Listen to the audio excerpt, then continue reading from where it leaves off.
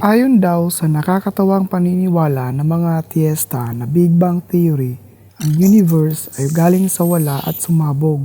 Nakakatawa nga naman talaga kung ganito ang isang makaagham na teorya. Pero talaga nga bang naniniwala ang mga ateista sa ganito?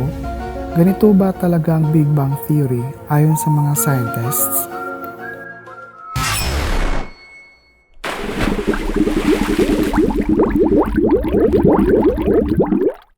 Magandang araw sa inyo mga kapatid at kabayan. Siguro hindi na magtataka ang karamihan sa inyo kung sasabihin kong totoo na hindi po yan ang tamang Big Bang Theory ayon sa mga siyentista. Kasi wala pong scientist, profesor, paaralan at kahit aling makagham na aklat ang nagsabi sa katawa-tawang bersyon nito. Sino man ang nagsabi ng maling bersyon nito ay Gago! Tanga! Inutil! Tarantado! So kung hindi ito ang Big Bang Theory ayon sa mga siyentipiko, sino ang nagtuturo ng ganito? I believe that there is hydrogen all over the universe. In galaxies, in stars, there are helium, there are hydrogen.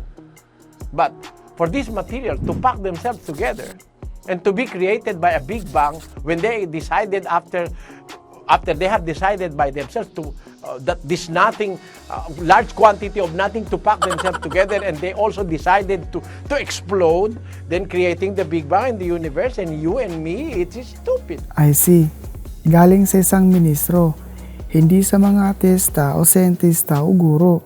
Hindi ko alam bakit mahilig si Brother Eli na magawa-gawa ng mga maling bersyon ng mga scientific theories at titirahin ng mga hindi naniniwala sa paborito niyang kwento na siya namang tinuturo niya sa kanyang mga kongregasyon, pero hindi po ito tama. Kahit ayon na rin po sa Biblia, basahin po natin sa Exodus 23 verse 1. Huwag kang magkakalat ng kasinungalingan.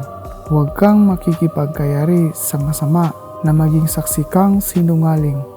Sa nakaraang video natin doon, nagturo naman si Brother Eli ng maling bersyon na makaagham na teorya na ayon daw sa ebolusyon, ang tao ay galing sa unggoy.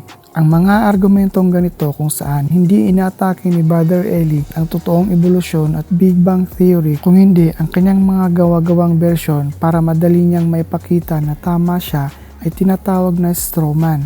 Bakit kailangan itong gawin ng isang ministro? Maaring hindi nagsinungaling si Brother Eli at sadyang kamangmangan lang talaga yung pagtuturo niya ng maling bersyon ng isang makaagham na teorya. Pero lalabas naman ang tanong na kung hindi pa lang niya alam ang paksa, ba't siya nagtuturo tungkol dito at sasabihin pa niya ng katangahan daw?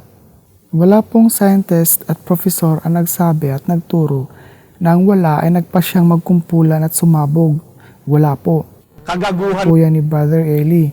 Siguro para siraan ang mga paniniwala ng mga ateista. Linawin ko lang po kung ano ang ateista. Ang ateista o atheist ay yung tao na wala o hindi naniniwala sa kwento na may Diyos. Kung ikaw ay taong hindi naniniwala sa mga kwentong may Diyos, ateista o atheist ang tawag sa'yo. Ganun lang po, simpleng salita.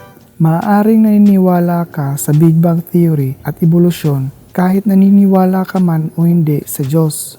Sa katunayan, isang pare ang nakaisip sa konseptong Big Bang. Noong una, ayaw pang tanggapin ng ibang mga siyentipiko dahil iniisip nilang malamang isa itong paraan para ipuslit ang God sa siyensya. Pero sa dami na ng mga ebidensyang nakakalap na sumusuporta at nagpapatotoo na nangyari nga ang Big Bang, siyempre, bilang mga taong rasyonal ay iniwan nila ang kanilang mga sariling biases, tinanggap at sinundan ng ebidensya kung saan man ito patungo. Kaya ngayon, ang Big Bang ang siyang prominenteng modelo na mayroon tayo para sa paliwanag sa paglawak ng sansinukob. It was created. Creation in the Hebrew, bara means to produce something out of nothing. The earth was produced by a mighty hand. And that is the hand of God who created everything that exists. So si Brother Eli pala ang mayroong paniniwalang galing ang universe sa wala. So bakit pinaproject ni Brother Eli sa mga ateista ang katawa-tawa niyang paniniwala? So ayan po, ito ang argumento na ang mga ateista ay mga hangal dahil naniniwala silang ang sanglibutan ay galing sa wala sa halip na ginawa ng Diyos ay mali. Dahil ang Big Bang Theory ay hindi nagsabi na ang sansinukob ay galing sa nagkumpulang wala. Kasinungalingan po yan.